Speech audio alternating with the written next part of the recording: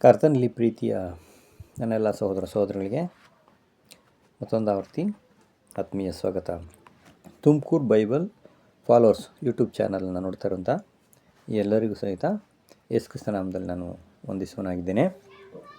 ವಿಶೇಷವಾಗಿ ಸಹೋದರ ಸಹೋದರಿಗಳೇ, ಕಳೆದ ಒಂದು ವಿಡಿಯೋದಲ್ಲಿ ಸುವಾರ್ತೆ ಭಾಗ 1 ಅದನ್ನು ನಾವೇನು ಮಾಡಿದ್ದೀವಿ ನೋಡಿದ್ದೀವಿ. ಏನದು ಸುವಾರ್ತೆ ಅಂತ ನಾವು ನೋಡಿದ್ದೀವಿ ಅಂತಂದರೆ, ಅಬ್ರಹಾಮನಿಗೆ ತಂದೆಯಾದ ದೇವರು 2 ರೀತಿಯ ಆಶೀರ್ವಾದಗಳನ್ನು ಅನುಗ್ರಹಿಸಿದರು. ಯಾವುದು ಅಂತಂದರೆ, ಒಂದು, ನಿನ್ನ ಸಂತತಿಯನ್ನು ಆಕಾಶದ ನಕ್ಷತ್ರಗಳಷ್ಟು ಆಶೀರ್ವದಿಸ್ತೇನೆ ಮತ್ತು ಸಮುದ್ರದ ಉಸುಬಿನಷ್ಟು ಅಸಂಖ್ಯವಾಗಿ ನಾನೇನು ಮಾಡ್ತೀನಿ, ಆಶೀರ್ವಾದವನ್ನು ಅನುಗ್ರಹಿಸಿದ್ದೀನಿ ಅಂತ ಹೇಳ್ತಾರೆ. ಕರ್ತನಲ್ಲಿ ಪ್ರೀತಿಯ ಸಹೋದರ ಸಹೋದರಿಗಳು, ಯಾಕೆ ಅಂತಂದರೆ, ಆಕಾಶದ ನಕ್ಷತ್ರಗಳು ಎಣಿಸೋದಕ್ಕಾಗಲ್ಲ, ಭೂಮಿಯ ಉಸುಬು ಎಣಿಸೋಕ್ಕಾಗಲ್ಲ. ಆದರೆ 2 ಯಾಕೆ ಹೇಳಿದ್ರು ಅಂತ ನಾವು ನೋಡೋದಾದರೆ, ಆಕಾಶದ ನಕ್ಷತ್ರಗಳು ಎಲ್ಲಿರ್ತವೆ ಅಂತಂದರೆ ಆಕಾಶದಲ್ಲಿ ಇರ್ತವೆ, ಅದು ಕೆಳಗಡೆ ಇರೋದಿಲ್ಲ. ಅದಕ್ಕೆ ಅದನ್ನು ಏನಂತ ಸೂಚನೆಯನ್ನು ತೋರಿಸ್ತದಪ್ಪ ಅಂತಂದರೆ, ಪರಲೋಕದ ರಕ್ಷಣೆ ಅದರಲ್ಲಿ ಒಂದು. 2ನೇದು ಉಸುಬು ಎಲ್ಲಿರ್ತದೆ, ಭೂಮಿ ಮೇಲೆ ಇರುತ್ತೆ. ಅದಕ್ಕೆ ಭೂಲೋಕದ ರಕ್ಷಣೆ ಅಂತ ನಾವು ನೋಡಿದ್ವು. ಈ 2 ಆಶೀರ್ವಾದಗಳನ್ನು ಹೇಳಿರುವಂಥದ್ದೇ ಸುವಾರ್ತೆ. ಅದನ್ನು ಅಬ್ರಹಾಮನಿಗೆ ತಂದೆಯ ದೇವರು ಆದಿಯಲ್ಲಿ ಏನು ಮಾಡಿದಾರಂತೆ, ಅದನ್ನು ತಿಳಿಸಿದ್ದಾರೆ. ಅಬ್ರಹಾಮನ ಮುಖಾಂತರವಾಗಿ ಈ ಶುಭವಾರ್ತೆಯನ್ನು ಕೊಟ್ಟಿದ್ದಾರೆ. ನಾವು ಮೊದಲನೇ ಭಾಗದಲ್ಲಿ ಏನು ಮಾಡಿದೋ, ಪರಲೋಕದ ರಕ್ಷಣೆ ಬಗ್ಗೆ ನಾವು ನೋಡಿದ್ದೀವಿ, ಭಾಗ 1. ಇವತ್ತಿನ ದಿನ ಭಾಗ 2ರಲ್ಲಿ ಏನು ನೋಡ್ತೀವಿ ಅಂತಂದರೆ, ಭೂಲೋಕದ ರಕ್ಷಣೆ ಹೇಗಿರ್ತೈತಿ ಅಂದರೆ, ಪರಲೋಕಕ್ಕೆ ಹೋದಂಥ ಜನಗಳು ಪರಲೋಕದ ರಕ್ಷಣೆಯಲ್ಲಿ ಸೇರ್ಕೊಳ್ತಾರೆ.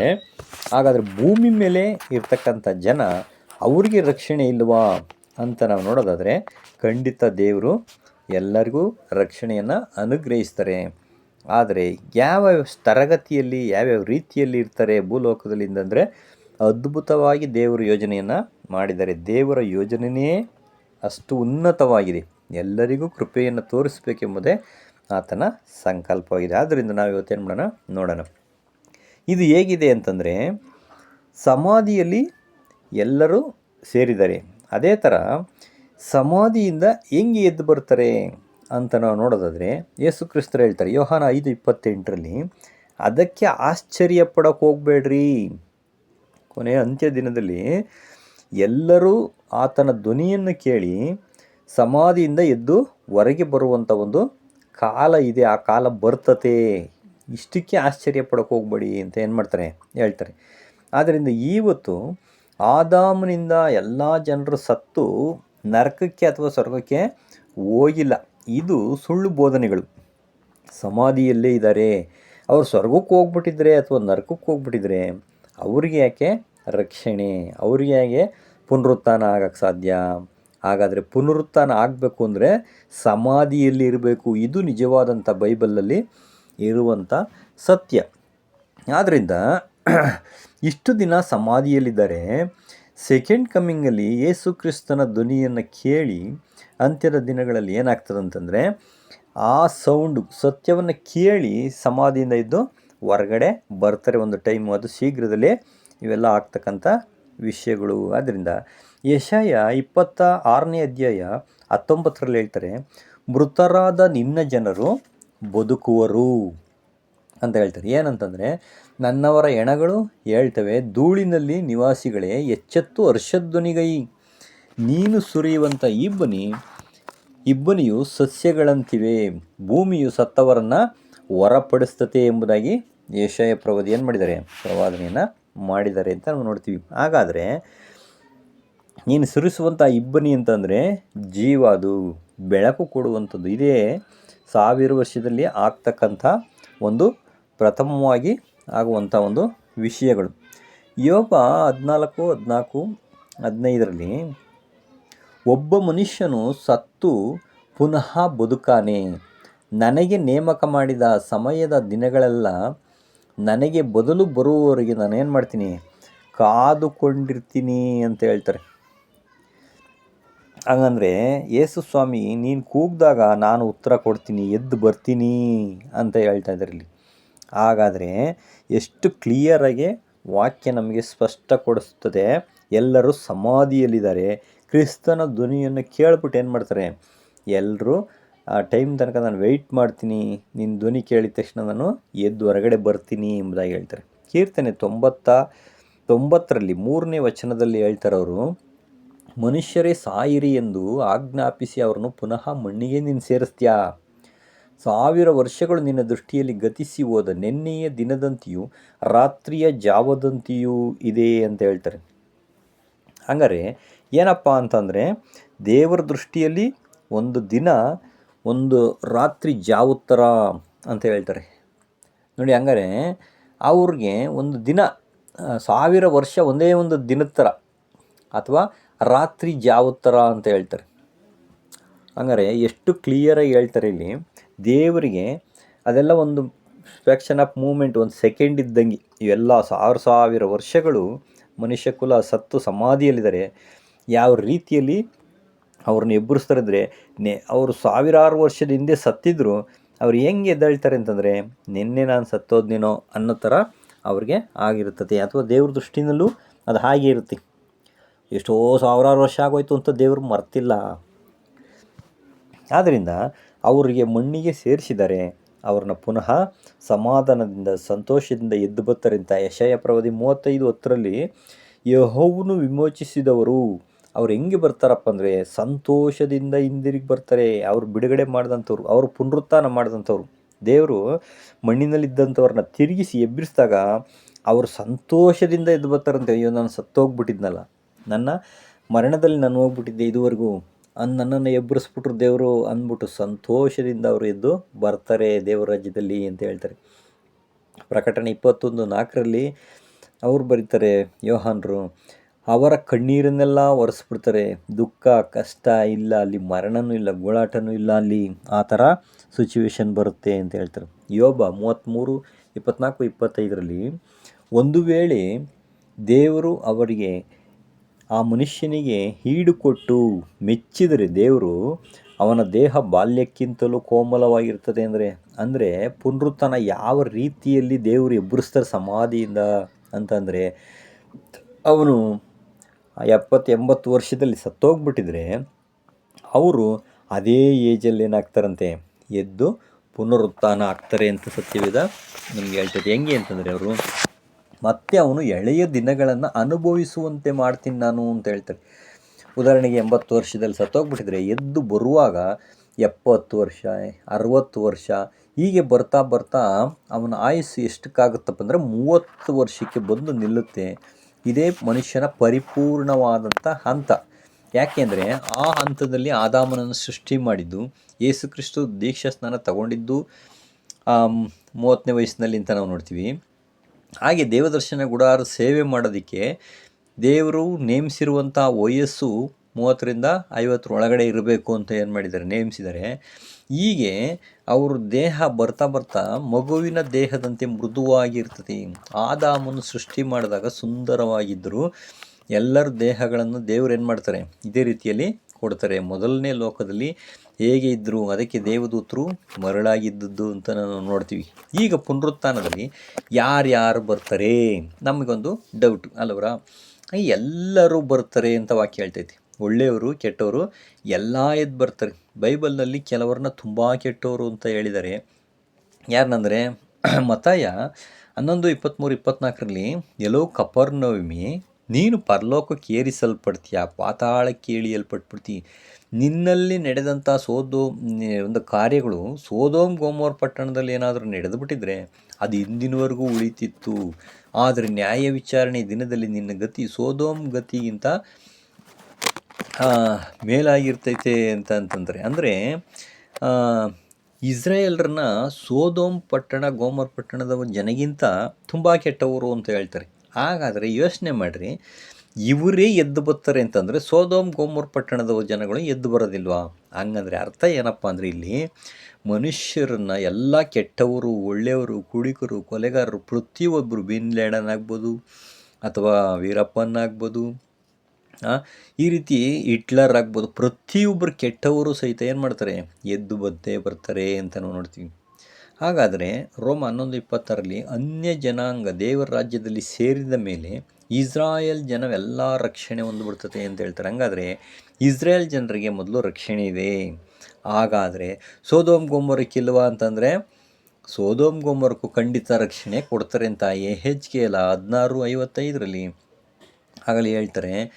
ಆಗ ಸಮಾರ್ಯ, ಸೋದೋಮ್, ನಿನ್ನ ಅಕ್ಕ ತಂಗಿಯರು, ಅವರ ಕುಮಾರ್ತಿಯರು ತಮ್ಮ ಪೂರ್ವ ಸ್ಥಿತಿಗೆ ಬರ್ತಾರೆ. ನೋಡಿ, ಹಂಗಾದರೆ ಎಲ್ಲ ಜನಗಳು ಎದ್ದು ಬರ್ತಾರೆ. ಉದಾಹರಣೆಗೆ ಹಿಟ್ಲರ್ ಆಗ್ಬೋದು, 60 ಲಕ್ಷ ಯಹೂದ್ಯರನ್ನ ಸಾಯಿಸಿದಂಥ ಗಡಾಫಿ, ಬಿನ್ ಲ್ಯಾಡನ್, ವೀರಪ್ಪನ್ ಎಲ್ಲರೂ ಸಹಿತ ಪ್ರತಿಯೊಬ್ಬರು ಏನು ಮಾಡ್ತಾರೆ, ಎದ್ದು ಬರ್ತಾರೆ. ಪ್ರಕಟಣೆ 20:2-3 ಪುರಾತನ ಘಟಸರ್ಪವನ್ನು ಅಂದರೆ ಸೈತಾನ್ನ ಕಟ್ಟಿ ಹಾಕ್ತಾರೆ. ಕಾರಣ ಏನಕ್ಕಪ್ಪ ಕಟ್ಟಾಕ್ತಾರೆ ಅಂತಂದರೆ ಇನ್ನು ಜನಗಳನ್ನು ಮರಳುಗೊಳಿಸ್ಬಾರ್ದು ಅಷ್ಟೇ. ಅವನನ್ನು ಕಟ್ಟಾಕೋ ಉದ್ದೇಶ ಬೇರೆ ಏನಿಲ್ಲ. ಎಲ್ಲರನ್ನೂ ಪಾಪಕ್ಕೆ ಮರಣಕ್ಕೆ ನಡೆಸ್ತಿದ್ದ ಆ 1000 ವರ್ಷದಲ್ಲಿ ಸೈತಾನ ಇನ್ಯಾರನ್ನೂ ಕೆಡಿಸಬಾರ್ದು ಅನ್ನೋ ಉದ್ದೇಶದಿಂದ ಕಟ್ಟಾಕ್ತಾರೆ.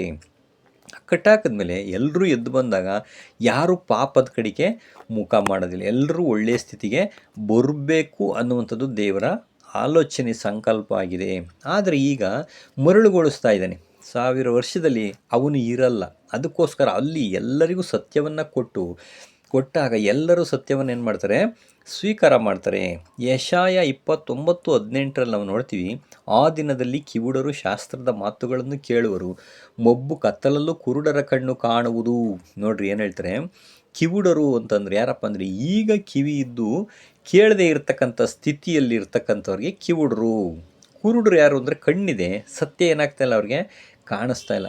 ಇವರೆಲ್ಲರಿಗೂ ಆಗ ಏನಾಗುತ್ತಂತೆ, ಸತ್ಯ ಕಾಣಿಸ್ತತೆ. ನಿಜ ಅಂದ್ರೇನು, ಸುಳ್ಳು ಅಂದ್ರೇನು ಎಲ್ಲರಿಗೂ ಕ್ಲಿಯರಾಗಿ ಅರ್ಥ ಆಗ್ಬಿಡ್ತದೆ. 20 ಹೇಳ್ತಾರೆ ಅಲ್ಲೇ 20ನೇ ವಾಕ್ಯದಲ್ಲಿ, ಭಯಂಕರರು ನಿಶ್ಶೇಷವಾಗ್ತಾರೆ. ಭಯಂಕರರು ಯಾರಪ್ಪ ಅಂದರೆ ಸೈತಾನ ಪ್ಲಸ್ ಬಿದ್ದುವಂಥ ದೇವದೂತರುಗಳು ಮತ್ತು ಸುಳ್ಳು ಪ್ರವಾದಿಗಳು, ಸುಳ್ಳು ಬೋಧಕರುಗಳು ಯಾರೂ ಇರೋದಿಲ್ಲ ಅವಾಗ. ಅದೇ 24ನೇ ವಾಕ್ಯದಲ್ಲಿ ಹೇಳ್ತಾರೆ, ತಪ್ಪಿದ ಹೃದಯವುಳ್ಳವರು ವಿವೇಕಿಗಳಾಗ್ತಾರೆ, ಗುಣಗುಟ್ಟುವವರು ಉಪದೇಶವನ್ನು ಗಮನಿಸ್ತಾರೆ. ಅಂದರೆ ಯಾರು ಸತ್ಯನ ಕೇಳಲು ಆಗ್ತಾ ಇಲ್ವೋ, ಈಗ ತಪ್ಪಿಸ್ಕೊಂಡಂಥ ಜನರು, ದೇವರಿಂದ ಯಾರು ದೂರವಾಗಿದ್ದರು ಅವರೆಲ್ಲರೂ ಆ ದಿನದಲ್ಲಿ ಏನು ಮಾಡ್ತಾರಂತೆ, ಗಮನ ಕೊಡ್ತಾರೆ ದೇವ್ರ ಕಡೆಗೆ. ಇವತ್ತು ಕೋಟಿ ಖರ್ಚು ಮಾಡಿ ಸೇವೆ ಮಾಡಿದ್ರು ಸಹಿತ ಇಡೀ ಪ್ರಪಂಚದಲ್ಲಿ 33% ಸತ್ಯ ತಿಳ್ಕೊಂಡಿದ್ದಾರೆ. ಇಂಡಿಯಾದಲ್ಲಿ 3-4% ಅಷ್ಟೇ. ಆದರೆ ಆಗ 67% ಜನ ಏನು ಮಾಡ್ತಾರೆ, ಹೆಚ್ಚು ಕಡಿಮೆ ಸತ್ಯವನ್ನು ತಿಳಿದು ಬಿಡ್ತಾರೆ. ಆ ಯೆಶಾಯ 60:3 ಜನಾಂಗಗಳು ನಿನ್ನ ಬೆಳಕಿಗೆ ನೆರೆಯುವರು, ಅರಸರು ನಿನ್ನಲ್ಲಿನ ಉದಯ ಪ್ರಕಾಶಕ್ಕೆ ಬರ್ತಾರೆ. ಅಂದರೆ ಎಲ್ಲ ಮಂತ್ರಿಗಳು, ಅಧಿಕಾರಿಗಳು, ಶ್ರೀಮಂತರು ಎಲ್ಲರೂ ದೇವರ ಹತ್ರಕ್ಕೆ ಏನು ಮಾಡ್ತಾರೆ, ಬಂದೇ ಬರ್ತಾರೆ. ಕೀರ್ತನೆಯಲ್ಲೂ ಸಹಿತ ಹೇಳ್ತಾರೆ 22, 27, 28 ಭೂಮಂಡಲದವರೆಲ್ಲರೂ ಎಚ್ಚರಗೊಂಡು ಯೆಹೋವನ ಕಡೆಗೆ ತಿರುಗಿಕೊಳ್ತಾರೆ. ಅಂದರೆ ದೇವರ ಹತ್ರಕ್ಕೆ ಏನಾಗ್ತಾರಂತೆ, ಪ್ರತಿಯೊಬ್ಬರೂ ಬಂದೇ ಬರ್ತಾರೆ. ಎಚ್ಚರಗೊಂಡು ಅಂತಂದರೆ ಏನಪ್ಪ ಅಂದರೆ ಪುನರುತ್ಥಾನ ಹೊಂದಿ ಆಗೇನಾಗ್ತಾರೆ, ತಿರುಗಿಕೊಳ್ತಾರೆ. ಯಾಕಂದರೆ ಅದು ದೇವರ ರಾಜ್ಯ, ಸೈತಾನ್ ರಾಜ್ಯ ಅಲ್ಲ ಅದು. ಅದಕ್ಕೋಸ್ಕರ ತಿರುಗಿಕೊಳ್ತಾರೆ. ಮತ್ತು ಆಗ ಈಗಿನಂತೆ ಸುವಾರ್ತೆ ಸಾರತಕ್ಕಂಥ ಅವಶ್ಯಕತೆ ಇದೆಯಾ ಅಂತಂದರೆ ಖಂಡಿತ ಇರಲ್ಲ. ಯಾಕೆ ಅಂತಂದರೆ ಯೆರೆಮೀಯ ಹೇಳ್ತಾರೆ 31:34 ನೆರೆ ಹೊರೆಯವರು ಅಣ್ಣ ತಮ್ಮಂದಿರಂತೆ ಒಬ್ಬರಿಗೊಬ್ಬರು ಯೆಹೋವನ ಜ್ಞಾನವನ್ನು ಪಡೆಯಿರಿ ಅಂತ ಇನ್ನು ಮೇಲೆ ಬೋಧಿಸಬೇಕಾಗಿಲ್ಲ. ಕಾರಣ ಚಿಕ್ಕವರು ದೊಡ್ಡವರು ಎಲ್ಲರೂ ಯೆಹೋವನ ಜ್ಞಾನವನ್ನು ಪಡೆದಿರ್ತಾರೆ. ಮತ್ತು ಮನುಷ್ಯ ಮಾತ್ರನಾ ಅಂತಂದರೆ ಇಲ್ಲ, ಪ್ರಾಣಿಗಳು ಸಹ ಬದಲಾವಣೆ ಆಗಿಬಿಡ್ತತೆ ಅಂತ ನಾವು ನೋಡ್ತೀವಿ. ಹೆಂಗೆ ಇದೇನಪ್ಪ ಇದು, ಮನುಷ್ಯ ಮಾತ್ರ ಜ್ಞಾನ ತಿಳ್ಕೊಂಬಿಡ್ತಾರೆ, ಪ್ರಾಣಿಗಳು ಹೆಂಗೆ ತಿಳ್ಕೊತೇವೆ, ನಮಗೇನಾಗುತ್ತೆ ಒಂದು ಆಶ್ಚರ್ಯ ಬರುತ್ತೆ. ಅದಕ್ಕೆ ಯೆಶಾಯ ಪ್ರವಾದಿ ಹೇಳ್ತಾರೆ 11:6-9 ಆಗ ಏನಾಗ್ಬೋದು ಅಂತಂದರೆ ತೋಳ ಕುರಿಯ ಸಂಗಡ ವಾಸ ಮಾಡಿಬಿಡ್ತದೆ. ನೋಡಿ, ಇವಾಗ ತೋಳ ಕುರಿ ಜೊತೆಯಲ್ಲಿ ಇರಲ್ಲ. ನೋಡಿ, ಆ ಒಂದು ಪರಿಸ್ಥಿತಿನಲ್ಲಿ ಪ್ರಾಣಿಗಳು ಸಹಿತ ಯಾವ ರೀತಿಯಲ್ಲಿ ಬದಲಾವಣೆ ಆಗಂತ ದೇವ್ರು ಮಾಡ್ತಾರೆ ಅಂತಂದರೆ, ತೋಳ ಕುರಿಯ ಸಂಗಡ ವಾಸಿಸ್ತದೆ, ಚಿರತೆ ಮೇಕೆ ಮರಿಯೊಂದಿಗೆ ಮಲಗುವುದು, ಕರುವು ಪ್ರಾಯದ ಸಿಂಹವು ಪುಷ್ಟ ಪಶುವು ಒಟ್ಟಿಗೆ ಇರ್ತವೆ, ಇವುಗಳನ್ನು ಚಿಕ್ಕ ಮಗು ನಡೆಸ್ತೈತೆ ಅಂತ ಹೇಳ್ತಾರೆ. ನೋಡಿ, ಹಸು ಕರಡಿಯ ಸಂಗಡ ಮೇಯ್ತತೆ, ಅವುಗಳ ಮರಿಗಳು ಜೊತೆಯಾಗಿ ಮಲಗ್ತವೆ, ಸಿಂಹ ಎತ್ತಿನಂತೆ ಹುಲ್ಲು ತಿನ್ನುತ್ತೆ, ಮಲೆಕೂಸು ನಾಗರ ಹುತ್ತದ ಮೇಲೆ ಆಡ್ತತೆ, ಮಲೆ ಬಿಟ್ಟ ಮಗು ಹಾವಿನ ಬಿಲದೊಳಕ್ಕೆ ಕೈ ಹಾಕುವುದು. ನನ್ನ ಪರಿಶುದ್ಧ ಪರ್ವತದಲ್ಲೆಲ್ಲ ಯಾರೂ ಕೇಡು ಮಾಡುವುದಿಲ್ಲ, ಯಾರೂ ಹಾಳು ಮಾಡುವುದಿಲ್ಲ. ಸಮುದ್ರದಲ್ಲಿ ನೀರು ಹೇಗೋ ಹಾಗೆ ಯೆಹೋವನ ಜ್ಞಾನ ತುಂಬಿಕೊಂಡಿರುತ್ತೆ. ನೋಡಿ, ಮೊದಲನೇ ಲೋಕದಲ್ಲಿ ಪ್ರಾಣಿಗಳು ಏನು ತಿಂತಿದ್ದೋ? ಹುಲ್ಲು ತಿಂತಾ ಇದ್ದು. ಅದೇ ಸ್ಥಿತಿಗೆ ಮೂರನೇ ಲೋಕದಲ್ಲಿ ಎಲ್ಲ ಹುಲಿ ಸಿಂಹಗಳು ಹುಲ್ಲು ತಿನ್ನುತ್ತವೆ, ಯಾರಿಗೂ ಮಾಂಸಾಹಾರ ಇಲ್ಲ ಆಹಾರ. ಮತ್ತು ಮನುಷ್ಯರ ನಡುವೆ ಸಮಾಧಾನ, ತೃಪ್ತಿ ಇರೋ ಥರ ದೇವರೇನು ಮಾಡ್ತಾರೆ. ಕಾಯಿಲೆಗಳಿರೋದಿಲ್ಲ, ಮತ್ತು ಯಾವುದೇ ರೀತಿಯಲ್ಲಿ ಪೊಲ್ಯೂಷನ್ ಇರೋದಿಲ್ಲ. ಮುಖ್ಯವಾಗಿ ಯಾವುದೇ ರೀತಿಯಲ್ಲಿ ಪೊಲ್ಯೂಷನ್ ಇರಲ್ಲ. ಯಾಕೆ ಅಂತಂದರೆ ಜೈಲು ಇವೆಲ್ಲ, ಇವತ್ತು ಪೊಲೀಸ್ ಸ್ಟೇಷನ್ಗಳು ಇವೆಲ್ಲ ಏನಂತಂದರೆ ಪಾಪದ ಪರಿಣಾಮಗಳಿಂದ ಕಾಯಿಲೆ ಪ್ರತಿಯೊಂದು ಇವೆಲ್ಲ ಇದ್ದಾವೆ. ಆದರೆ ಆವಾಗ ನೋಡಿ, ಯೆಶಾಯ 33:24 ಹೇಳ್ತಾರೆ, ಚಿಯೋನಿನ ಯಾವ ನಿವಾಸಿಯು ತಾನು ಅಸ್ವಸ್ಥನೋ ಎಂದು ಹೇಳನು. ನೋಡಿ, ಕಾಯಿಲೆನೇ ಇರಲ್ವಂತೆ. ಯಾಕೆ ಅಂತಂದರೆ ಪಾಪ ಇದ್ದರೆ ತಾನೇ ಕಾಯಿಲೆ ಬರೋದು ಮನುಷ್ಯನಿಗೆ. ಹಂಗಂದ್ರೆ ಈಗ H1N1, dengue, Ebola, cancer, chikungunya ಭಯಂಕರವಾದಂಥ ಕಾಯಿಲೆಗಳಿವೆ. ಆದರೆ 1000 ವರ್ಷದಲ್ಲಿ ಯಾವುದೂ ಇರಲ್ಲ. ಯಾಕೆ ಅಂತಂದರೆ ಎಷ್ಟು ಸಂತೋಷ ಸಮಾಧಾನಗಳು ಅವು ಇರ್ತವೆ ಅಂದರೆ ಪಾಪವನ್ನೇ ಮಾಡೋಕ್ಕೆ ಹೋಗಲ್ಲ ಮನುಷ್ಯ. ಆವಾಗ ಸಮಾಧಾನದಲ್ಲಿ ಸಂತೋಷದಲ್ಲಿ ಇರ್ತಾನೆ. ದ್ವೇಷ, ಅಸೂಯೆ, ಹೊಟ್ಟೆ ಕಿಚ್ಚು ಇಲ್ದಲ್ಲಿದ್ದಾಗ ಮನುಷ್ಯನಿಗೆ ಯಾವ ಕಾಯಿಲೆನೂ ಬರೋದಿಲ್ಲ. ಸಂತೋಷ ಸಮಾಧಾನ ದೇವರವರಿಗೆ ಅನುಗ್ರಹಿಸ್ತಾರೆ. ಈಗ ಕೆಲವು ದೇಶಗಳಲ್ಲಿ ಜನರಿಗೆ ಊಟನೇ ಇಲ್ಲ, ನೀರು ಸಿಗೋದಿಲ್ಲ, ಬಡತನ, ರೋಗ ಕಾಣ್ತಿದೆ. ಯಾಕೆ ಅಂದರೆ ಈಗ ಪಾಪದಿಂದ ಮತ್ತು ಸೊಲಿಗೆ, ಕಳ್ಳತನ, ಮೋಸ ಪ್ರತಿಯೊಂದು ತಾಂಡವಾಡ್ತಾಯಿದೆ. ಆದರೆ 1000 ವರ್ಷದಲ್ಲಿ ಯಾರೂ ಉಪವಾಸ ಇರೋದಿಲ್ವಂತ ನೋಡ್ರಿ. ಎಲ್ಲರಿಗೂ ದೇವರು ಏನು ಮಾಡ್ತಾರಂತೆ, ಪ್ರತಿಯೊಬ್ಬರಿಗೂ ಸ್ವಂತ ಮನೆಯನ್ನು ನಾನು ಕಟ್ಟಿಕೊಡ್ತೀನಿ ಅಂತ ಹೇಳ್ತಾರೆ. ಇದನ್ನು ಎಲ್ಲಪ್ಪ ಹೇಳ್ತಾರೆ ಅಂದರೆ ಯೆಶಾಯ 65:20 ವಾಕ್ಯದಲ್ಲಿ ನಾವು ನೋಡ್ತೀವಿ. ಪ್ರತಿಯೊಬ್ಬನು ತನ್ನ ಸ್ವಂತ ಮನೆ ಇರ್ತದೆ. ಪ್ರತಿಯೊಬ್ಬನು ತನ್ನ ಸ್ವಂತ ದುಡಿಮೆಯಲ್ಲಿ ಅವನು ಕೆಲಸಗಳನ್ನ ಮಾಡ್ತಾರೆ. ಒಬ್ಬೊಬ್ಬರಿಗೂ ಒಂದೊಂದು ತೋಟಗಳು ಇವೆಲ್ಲ ಇರ್ತವೆ. ಅವ್ರು ಬೆಳೆದಿದ್ದು ಬೇರೆ ಯಾರಿಗೂ ಹೋಗೋದಿಲ್ಲ. ನನ್ನ ಜನರ ಆಯುಸ್ಸು ವೃಕ್ಷದ ಆಯುಸ್ಸಿನಂತಿರ್ತಾರೆ. ಪ್ರತಿಯೊಬ್ಬರಿಗೂ ಏನು ಮಾಡ್ತಾರಂತ ದೇವರು 100 ವರ್ಷ ಆಯುಸ್ಸುಗಳನ್ನು ಕೊಟ್ಟು ಅವ್ರು ಕರೆಕ್ಟಾಗಿ ಸರಿಯಾಗಿ ನಡೆದ ಅಂತಂದರೆ ಅವರು 1000 ವರ್ಷಗಳು ದೇವರ ಮಾರ್ಗದಲ್ಲಿ ನಡೆಯೋ ಥರ ನಿತ್ಯ ಜೀವನ ಅನುಗ್ರಹಿಸ್ತಾರೆ. ಆಮೇಲೆ ಇವತ್ತು ದಿನ ಯುದ್ಧಗಳು, ಪಾಕಿಸ್ತಾನ, ಇಂಡಿಯಾ, ಇರಾಕ್, ಇರಾನು, ಪ್ಯಾಲೆಸ್ತೈನು, ಮತ್ತು ಇರಾನು, ಇವೆಲ್ಲ ಎಷ್ಟೊಂದು ದೇಶಗಳು ಏನಾಗ್ತಾಯಿದೆ, ರಷ್ಯಾ, ಉಕ್ರೇನ್ಗಳು ಎಲ್ಲ ಯುದ್ಧಗಳು ನಡೀತಾ ಇರ್ತವೆ. ಆಗ ಏನಾಗಂತೆ, ಆಗ ಯುದ್ಧಗಳು ಎಲ್ಲ ನಿಂತು ಸ್ಟಾಪ್ ಮಾಡಿಬಿಡ್ತಾರೆ ದೇವರು. ಯೆಶಾಯ 2:4 ದೇಶಗಳ ನಡುವೆ ವ್ಯಾಜ್ಯಗಳನ್ನು ವಿಚಾರಣೆ ಮಾಡ್ತಾರೆ. ಬಹು ರಾಷ್ಟ್ರಗಳಿಗೆ ದೇವ್ರು ಏನು ಮಾಡ್ತಾರೆ, ನ್ಯಾಯ ತೀರಿಸ್ತಾರಂತೆ. ಆವಾಗ ಎಲ್ಲ ಜನಗಳಿಗೆ ಶಾಂತಿ ಸಮಾಧಾನ ಬಂದು ಅವರು ಇರುವಂಥ ಆಯುಧಗಳನ್ನೆಲ್ಲ ಕುಲುಮೆಗೆ ಹಾಕಿ ಕತ್ತಿಗಳನ್ನು ಗುಳಗಳನ್ನಾಗಿ, ಬರ್ಜಿಗಳನ್ನಾಗಿ, ಕುಡುಗೋಲುಗಳನ್ನಾಗಿ ಮಾರ್ಪಾಟು ಮಾಡ್ತಾರೆ. ಜನಾಂಗಕ್ಕೆ ವಿರುದ್ಧವಾಗಿ ಕತ್ತಿಯನ್ನೆತ್ತದು. ಇನ್ನು ಯುದ್ಧಾಭ್ಯಾಸ ನಡೆಯೋದೇ ಇಲ್ಲ. ನೋಡಿ, ಯುದ್ಧಗಳೆಲ್ಲ ಏನು ಮಾಡ್ತಾರೆ ದೇವರು, ಸ್ಟಾಪ್ ಮಾಡಿಬಿಡ್ತಾರಂತೆ. ಇವತ್ತು ಯುದ್ಧಕ್ಕೆ ಬೇಕಾಗಿರುವಂಥ ಆಯುಧಗಳು, ಅದಕ್ಕೆ ಬೇಕಾಗಿರುವಂಥ ಹಣ ಖರ್ಚು ಎಲ್ಲ ದೇಶಗಳು ಸುಮಾರು 70% ಮಿಲಿಟ್ರಿ ಸಿಸ್ಟಮ್ಗೆ ಏನು ಮಾಡ್ತಾರೆ, ಉಪಯೋಗಿಸ್ತಾರೆ. ಸೈನಿಕರಿಗೆ ಊಟ, ಹಣ, ಅವರಿಗೆಲ್ಲ ಪ್ರತಿಯೊಂದಕ್ಕೆ ಬೇಕಾಗಿರುವಂಥ ಎಕ್ವಿಪ್ಮೆಂಟ್ಸು ಇವೆಲ್ಲ ತಗೊಳ್ಳೋದಕ್ಕೆ ಏನು ಮಾಡ್ತಾರೆ. ಆದರೆ ಬರೀ 30% ಪ್ರಜೆಗಳಿಗೆ ಏನು ಮಾಡ್ತಾರೆ, ಕೊಡ್ತಾರೆ. ಆ 30%ಅಲ್ಲಿ ರಾಜಕಾರಣಿಗಳು, ಅಧಿಕಾರಿಗಳು ತಿಂದು ಬರೀ 5% ಪ್ರಜೆಗಳಿಗೆ ಏನಾಗ್ತಾಯಿದೆ, ಸಿಗ್ತಾಯಿದೆ. ಆದರೆ ಮುಂದೆ ಆ 1000 ವರ್ಷದಲ್ಲಿ 100% ಪ್ರಜೆಗಳಿಗೆ ಕೊಟ್ಟುಬಿಟ್ರೆ, ವ್ಯವಸಾಯಕ್ಕೆ ಕೊಟ್ಟುಬಿಟ್ರೆ ದೇಶದಲ್ಲಿ ಬಡತನನೇ ಇರೋಲ್ಲ. ಆ ರೀತಿಯ ಸಿಸ್ಟಮ್ ಏನು ಮಾಡ್ತಾರೆ ಭೂಲೋಕದಲ್ಲಿ ಇರ್ತೈತೆ ಅಂತ ನಾವು ನೋಡ್ತೀವಿ. ಕೀರ್ತನೆ 67:4-6 ನೀನು ಸಮಸ್ತ ದೇಶಗಳಿಗೂ, ಒಂದು ನೋಡಿ ಲೆಕ್ಕಕಳಿ, ಎಲ್ಲ ದೇಶಗಳಿಗೂ ಒಂದಲ್ಲ ಪ್ರತಿಯೊಂದು ದೇಶಗಳಿಗೂ ನೀತಿಯಿಂದ ಆಳ್ವಿಕೆ ಮಾಡಿ ಪ್ರಜೆಗಳನ್ನೆಲ್ಲ ನಡೆಸುವವನಾಗಿರುವುದರಿಂದ ಜನಾಂಗಗಳು ಹರ್ಷದಿಂದ ಆನಂದದಿಂದ ಕೊಂಡಾಡ್ತಾರೆ. ಭೂಮಿ ಬೆಳೆಯನ್ನು ಕೊಟ್ಟಿರ್ತದೆ. ದೇವರು ಆ ರೀತಿಯಾಗಿ ಏನು ಮಾಡಿರ್ತಾರಂತೆ, ಆಶೀರ್ವಾದ ಮಾಡ್ತಾರೆ. ಕೀರ್ತನೆ 85:12 ಹೇಳ್ತಾರೆ, ನಿಜವಾಗಿ ದೇವರು ಒಳ್ಳೆಯದನ್ನು ಅನುಗ್ರಹಿಸಿ ನಮ್ಮ ದೇಶವು ಬೆಳೆ ಕೊಡ್ತೈತೆ, ಅನುಗ್ರಹಿಸಿದ್ದಾರೆ ಅಂತ ಕೊಂಡಾಡ್ತಾರೆ. ಯೆಶಾಯ 35:1 ಹೇಳ್ತಾರೆ, ಅರಣ್ಯ ಮರುಭೂಮಿಯನ್ನು ಆನಂದಿಸಿ ಒಣನೆಲ್ಲವನ್ನು ತಾವರೆಯಂತೆ ಕಳಕಳಿಸುವ ರೀತಿಯಲ್ಲಿ ಮಾರ್ಪಡಿಸ್ತಾರೆ. ನೋಡಿ, ಬಂಜರು ಭೂಮಿನೇ ಇರಲ್ಲ, ತಾವರೆ ಹೂವು ಬೆಳೀತಾ ಇರ್ತದೆ ನೀರಲ್ಲಿ. ಆ ರೀತಿಯಲ್ಲಿ ಮುಂದೆ ಏನು ಮಾಡ್ತಾರಂತೆ, ಈ ರೀತಿಯಾಗಿ ಎಲ್ಲ ಮಾರ್ಪಾಟು ಮಾಡ್ತಾರೆ. ಎಲ್ಲ ಹಣವನ್ನು ವ್ಯವಸಾಯಕ್ಕೆ ಹಾಕ್ಬಿಟ್ರೆ ಸಮೃದ್ಧಿಯಾಗಿ ಒಂದು ಜಾಗ ವ್ಯರ್ಥ ಮಾಡದೆ ಎಲ್ಲ ಭೂಮಿಯನ್ನು ನೀರಾವರಿಯಾಗಿ ಮಾರ್ಪಡಿಸ್ಬಿಟ್ರೆ ದೇವರು ಯಾವ ರೀತಿಯಾಗಿ ಲೋಕದಲ್ಲಿ ಶಾಂತಿ, ಸಮಾಧಾನ, ಹಸಿರು, ಸಮೃದ್ಧಿ ತುಂಬಿ ನೆಲೆಸ್ತೈತೆ ನೋಡಿ. ದೇವರು ಯಾವ ರೀತಿಯಾಗಿ ಪ್ಲ್ಯಾನ್ ಮಾಡಿದ್ದಾರೆ. HK 36-35 ಕಾಡಾಗಿರುವಂಥ ಈ ದೇಶ ಏದೆನ್ ತೋಟವನ್ನಾಗಿ ಕಳಕಳಿಸುವಂತೆ ಮಾಡ್ತಾರೆ. ನೋಡಿದ್ರ ಏದೆನ್ ತೋಟದಲ್ಲಿ ಯಾವ ರೀತಿ ಇತ್ತೋ ಈಗಿನ ಕಾಡುಗಳಲ್ಲಿ ಎಲ್ಲವನ್ನ ಏನು ಮಾಡ್ತಾರಂತ ಆ ರೀತಿಯ ಕಳಕಳಿಸುವಂತೆ ಮಾರ್ಪಡಿಸ್ತಾರೆ. ಭೂಮಿಯನ್ನೆಲ್ಲ ಏದೇನು ತೋಟವಾಗಿ ಕಳಕಳಿಸುವಂತೆ ಮಾಡಿಬಿಟ್ರೆ ಜನ ಎಷ್ಟು ಸಂತೋಷದಿಂದ ಇರ್ಬೋದು, ಸಮೃದ್ಧಿಯಾಗಿರ್ತಾರೆ. ಆದರೆ ಈಗ ಇಸ್ರೇಲ್ನಲ್ಲಿ ಈ ವಾಕ್ಯ ನೆರವೇರ್ತಾ ಇದೆ ಅಂತ ನಾವು ನೋಡ್ತೀವಿ. ಆದರೆ ಏದೇನು ಥರ ರೆಡಿ ಆಗ್ತಾ ಇದೆ. ಆಮೇಲೆ ಸತ್ತಂಥ ಎಲ್ಲ ಜನರು ಎದ್ದು ಬರ್ತಾರೆ ಭೂಮಿ ಮೇಲೆ. ಹಂಗಾರೆ ನಮಗೆ ಒಂದು ಪ್ರಶ್ನೆ ಬರುತ್ತೆ, ಏನಪ್ಪ ಎಲ್ಲ ಜನರು ಎದ್ದು ಬಂದುಬಿಟ್ರೆ ಇಷ್ಟು 6,000 ವರ್ಷದಿಂದ ಸತ್ತಿರುವಂಥವ್ರು ಜಾಗ ಸಿಗುತ್ತಾ? ಈಗಲೇ ಜಾಗ ಸಿಗಲ್ವಲ್ಲ ಅಂತ ನಮಗೇನಾಗುತ್ತೆ, ಡೌಟ್ ಬರುತ್ತೆ. ಆದರೆ ಈಗ ಚೀನಾದಲ್ಲಿ ಅತಿ ಹೆಚ್ಚು ಜನಸಂಖ್ಯೆ ಇದೆ, ನಮ್ಮ ಇಂಡಿಯಾದಲ್ಲೂ ಇದೆ ಅಂತ ನಾವು ನೋಡ್ತೀವಿ. ಹಂಗಾರೆ ಉದಾಹರಣೆಗೆ ಬೆಂಗಳೂರಿಂದ ತುಮಕೂರಿಗೆ ಬರಬೇಕಾದ್ರೆ ಎಲ್ಲ ಕಡೆ ಜನ ಇದ್ದಾರಾ, ಎಲ್ಲ ಕಡೆ ಮನೆ ಇದ್ದಾವ ಅಂತ ಅಂದರೆ, ಊರುಗಳಿದ್ದಾವ ಅಂದರೆ ಇಲ್ಲ. ಮಧ್ಯ 5-6 ಕಿಲೋಮೀಟ್ರ್ ಏನಾಗಿದೆ, ಬರೀ ಕಾಲುವೆ, ಕಾಡು, ಖಾಲಿ ಜಾಗಗಳಿದ್ದಾವೆ. ಅದೇ ಥರ ಉತ್ತರ ಭಾರತ ಕಡೆ, ಜಮ್ಮು ಕಾಶ್ಮೀರ ಕಡೆ ಇವೆಲ್ಲ ತುಂಬ ಖಾಲಿ ಜಾಗನೇ ಇದ್ದಾವೆ, ಬಯಲು ಜಾಗಗಳಿದ್ದಾವೆ.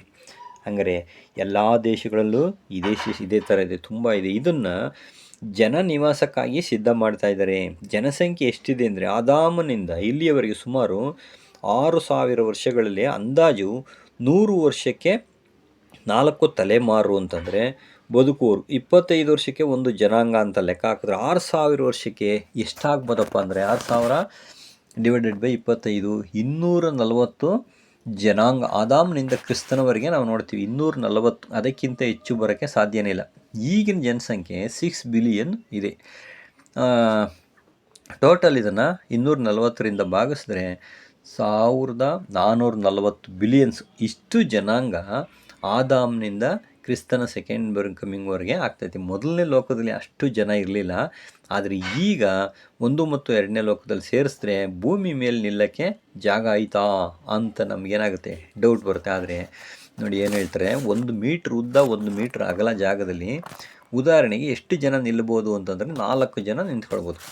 ಈ ರೀತಿ ಲೆಕ್ಕ ಹಾಕ್ಬಿಟ್ರೆ ಅವತ್ತಿನಿಂದ ಸತ್ತಿರುವಂಥ ಇವತ್ತಿರುವಂಥ ಎಲ್ಲ ಜನಗಳು 1,440 ಬಿಲಿಯನ್ ಜನಗಳನ್ನು ಈಗ ಎಲ್ಲಿ ನಿಲ್ಲಿಸ್ಬೋದು ಅಂತಂದರೆ ಇಂಡಿಯಾದಲ್ಲಿರುವಂಥ ಕೇವಲ ಆಂಧ್ರ ಪ್ರದೇಶದ ಒಂದೇ ಒಂದು ಸ್ಟೇಟ್ನಲ್ಲಿ ಅಷ್ಟು ಜನನ ತಗೊಂಡು ಬಂದು ನಿಲ್ಲಿಸ್ಬೋದು. ಹಾಗಾದರೆ ಪ್ರಪಂಚದಲ್ಲಿ ಇನ್ನೂ ಎಷ್ಟು ಜಾಗ ಖಾಲಿ ಇದೆ ನೋಡಿ.